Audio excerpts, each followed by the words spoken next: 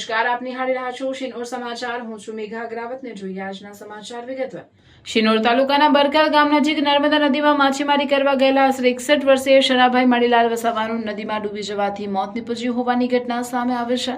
મળતી માહિતી મુજબ શિનોર તાલુકાના બરકાલ ગામની કોલોનીમાં રહેતા આશરે 61 વર્ષીય શનાભાઈ મણીલાલ વસાવા ગત રોજ સાંજે 5 થી 6 વાગ્યાના અરસામાં માછીમારી કરવા માટે નર્મદા નદીમાં ગયા હતા. જો કે મોડી રાત સુધી શનાભાઈ વસાવા ઘરે પરત ન ફરતા પરિવારજનો ચિંતિત બન્યા હતા. ત્યારબાદ આજે સવારથી પરિવારજનો તેમજ સ્થાનિક લોકો દ્વારા તેમની શોધખોળ હાથ ધરવામાં આવી હતી.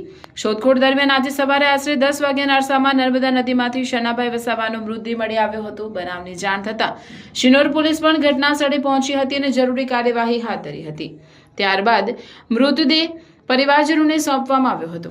પ્રાથમિક માહિતી મુજબ શનાભાઈ વસાવાનું માછીમારી દરમિયાન નર્મદા નદીમાં ડૂબી જવાથી મોત નીપજ્યું હોવાનું જાણવા મળી રહ્યું છે. આ દુઃખદ ઘટનાને પગલે બરકાલ ગામમાં તેમજ મૃતકના પરિવારજનોમાં શોકનો માહોલ છવાયો છે.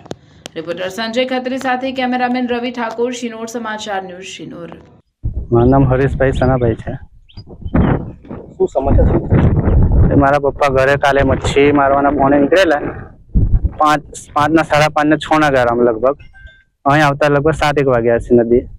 નદી કિનારે આવેલા છે. ત્યાં આગળ કાલે રાત્રે 10-11 વાગે તો ના આવે. પછી સવારમાં 8 વાગે મેં શોધવા નીકળ્યો.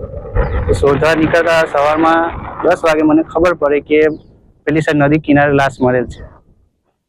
કોઈને જાણ કરી હતી ખરી? હા, કરી હતી. પોલીસ સ્ટેશન જાણ કરી હતી. પોલીસ આવી? પછી ફેસ મીડિયા કરી બધા. હા, પોલીસ બી આવી ગઈ હતી. લખાણ કરી બધું ઓકે સાહેબે કરીને પતાવી દીધું. બોર્ડે અમારે ઓકે નહીં, પોસ્ટમોર્ટમ નથી કરવાની એટલે ઘરે લઈ જાઉં.